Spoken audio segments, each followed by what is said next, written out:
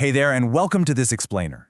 Listen, if you've ever walked into a gym and immediately felt, well, totally overwhelmed by all the heavy machinery and incredibly fit people everywhere, you were definitely not alone. I mean, where on earth do you even begin, right?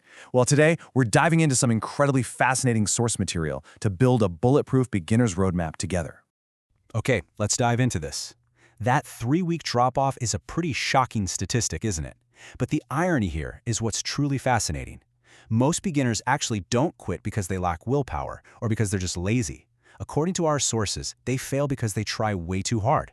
They get completely overwhelmed, they lift entirely to impress the people around them, and they train to complete and total exhaustion on day one instead of just focusing on control and consistency. They literally burn themselves out before the habit even has a chance to form.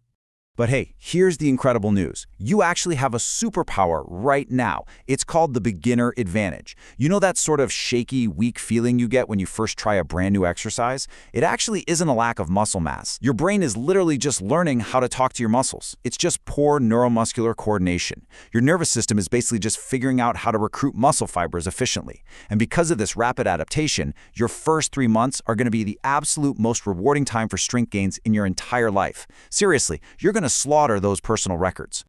So, here's our roadmap for the day. First up, surviving day one. Second, the 3-day blueprint. Third, avoiding common gym mistakes. And finally, mastering progressive overload. All right, let's jump right into section 1, surviving your first day. Your main goal today is absolutely not to build muscle or burn maximum calories. Nope, it's simply to survive and learn. You want to walk out of there feeling confident, not completely exhausted. So to guarantee that happens, we've pulled together this really simple, actionable checklist straight from our source material. First thing, hit a 5 to 7 minute warm-up on the treadmill. Then, stick exclusively to machine exercises for day one, mostly because they guide your movement safely.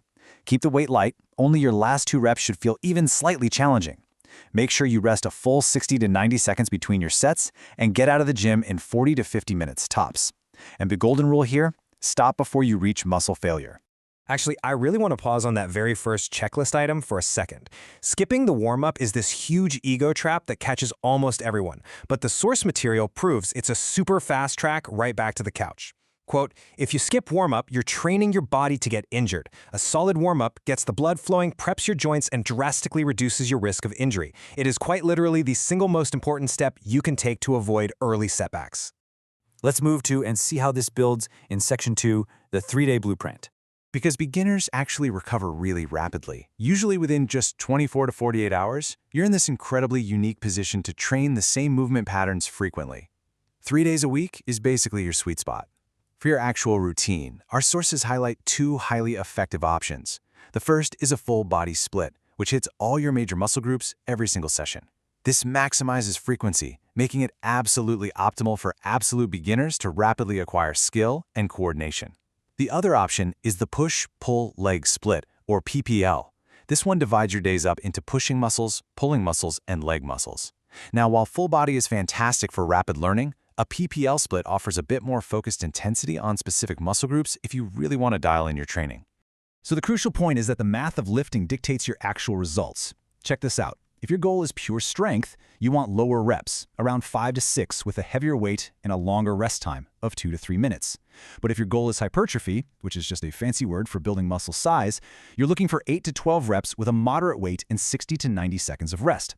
And for endurance, you want 12 to 15 reps with a lighter weight. Basically, you just pick the math that matches your specific goals. Moving right along to section 3, avoiding common gym mistakes. You know, once you start feeling comfortable in the gym, it's incredibly easy to fall into traps that will completely stall your progress, or worse, cause an injury. And this brilliantly illustrates the first major rule from our sources: form over everything. Standardized, controlled technique relies entirely on using the correct muscles. Our sources talk a lot about this regression-progression continuum. What that means in plain English is that maintaining perfect form is always more important than ego lifting. If a lift feels wrong or wobbly, don't just add weight to the bar. Regress to a simpler version, master the form, and then progress. Now, staying entirely on the machines forever? Yeah, that's another common mistake.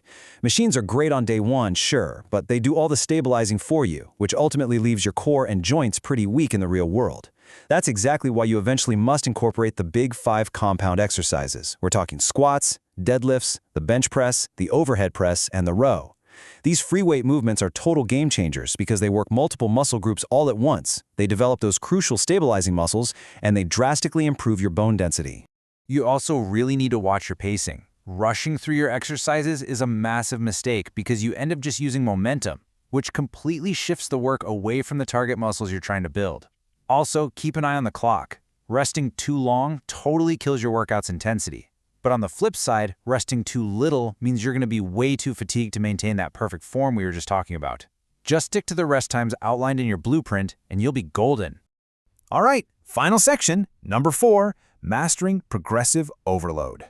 So those rapid beginner gains we talked about earlier, well, they won't last forever. Your body is smart. It adapts.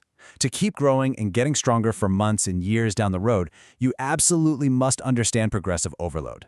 Very simply put, it just means doing a little more work over time. It is literally the only way to force your neuromuscular system to adapt and grow past that initial beginner phase. This can mean adding a tiny bit of weight to the bar, squeezing out just one extra repetition, or even doing the exact same workout but with much better, more controlled form. But we do need to set some realistic expectations here. Have you ever heard the ancient legend of Milo of Croton? The story goes that he carried a baby calf on his shoulders every single day, and as the calf grew into a massive, heavy bull, Milo smoothly and perfectly grew stronger day by day to match it.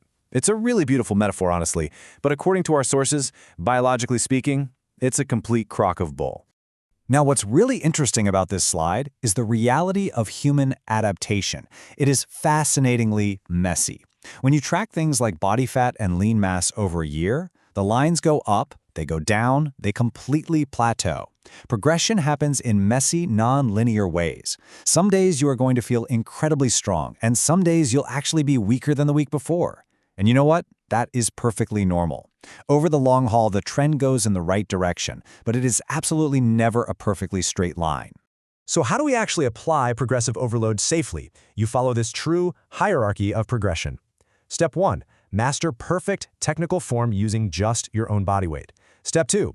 Ensure you are using a full range of motion on every single rep. Step 3. Only when your form and your motion are completely flawless, then try increasing your repetitions. And finally, Step 4. Add a heavier load to the bar. Notice that adding weight is the absolute last step here, not the first. And just like that, that brings us to the end of our roadmap. We've covered how to survive your first day, we built a reliable 3-day blueprint, navigated those tricky common pitfalls, and unlocked the real truth behind progressive overload. So I want to leave you with this provocative question to think about. What small change are you going to make in your very next gym session to ensure long-term progress? Maybe it's fixing your rest times, maybe it's dropping the ego to focus on form, or maybe just remembering to properly warm up. Take just one piece of this explainer, apply it, and watch your fitness journey completely transform. Thank you so much for joining me today, and keep pushing forward.